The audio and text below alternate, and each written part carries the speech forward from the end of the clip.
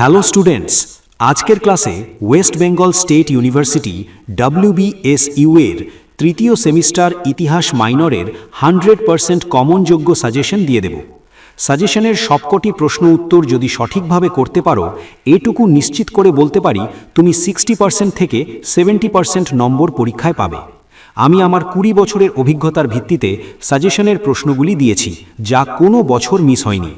তোমাদের মধ্যে যাদের সাজেশনটির আনসার PDF দরকার, তারা নিচে দেওয়া নাম্বারে হোয়াটসঅ্যাপ করে অল্প কিছু টাকা পেমেন্ট করলেই সম্পূর্ণ PDFটি তোমার মোবাইলে পেয়ে যাবে। PDF নেওয়ার পরেও যদি কোনো সমস্যা হয়, তোমরা আমাদের সঙ্গে যোগাযোগ করতে পারো। সম্পূর্ণ সাহায্য আমাদের তরফ থেকে করা হবে।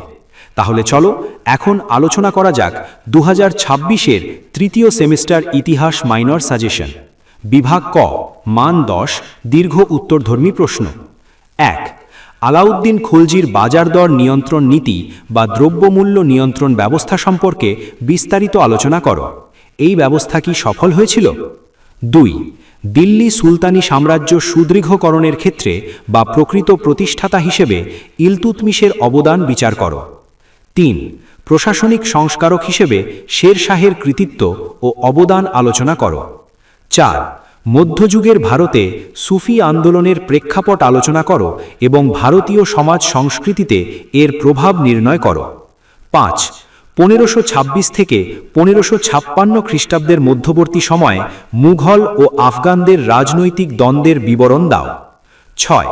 মোহাম্মদ বিন তুঘলকের প্রবর্তিত বিভিন্ন পরিকল্পনা ও সংস্কারগুলির যৌক্তিকতা ও ফলাফল মূল্যায়ন করো। 7. মুঘল যুগে মনসবদারি প্রথার বিবর্তন আকবর থেকে ঔরঙ্গজেব পর্যন্ত সম্পর্কে একটি নিবন্ধ লেখো। বিভাগ খ, মান 5, সংক্ষিপ্ত টিকা। 1. দিল্লি সুলতানি রাষ্ট্রের প্রকৃতি কি ধর্মাশ্রয় ছিল? তোমার উত্তরের সপক্ষে যুক্তি দাও। 2. ঐতিহাসিক প্রেক্ষাপটে খলজি বিপ্লব বলতে কি বোঝো? 3. ভক্তিবাদ কি?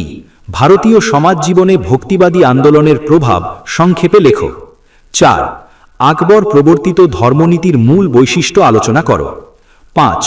ঔরঙ্গজেবের দাক্ষিণাত্য নীতি সম্পর্কে সংক্ষেপে আলোচনা করো। 6.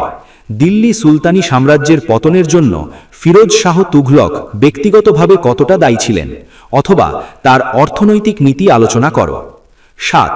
বিজয়নগর সাম্রাজ্য সম্পর্কে বিদেশি পর্যটকদের বিবরণ বা দৃষ্টিভঙ্গি কেমন ছিল? 8. মুঘল সাম্রাজ্যের স্থায়িত্বের প্রশ্নে আকবর ও ঔরঙ্গজেবের রাজপুত নীতির একটি তুলনামূলক আলোচনা করো। 9. মধ্যযুগের ভারতের ইতিহাসে নারী শাসক হিসেবে সুলতানা রাজিয়ার গুরুত্ব বা পরিচয় দাও। 10. মুঘল যুগের অর্থনীতির সাধারণ বৈশিষ্ট্যের ওপর একটি টিকা লেখো।